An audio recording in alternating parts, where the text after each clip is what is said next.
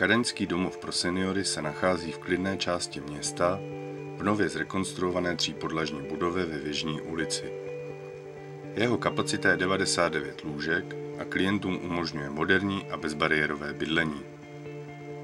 Domov disponuje vlastní kuchyní s výběrem jídel, velkou zahradou s cvičebními prvky, v retro stylu zařízenou kantýnou či moderně vybavenou rehabilitací včetně vodoléčby.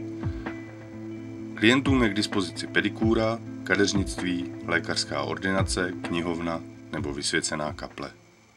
Pokud domov má 4 nebo 5 hvězdiček a dosáhl takto významného umístění, bude mezi domovy, které si budou klienti vybírat, což nás velmi těší.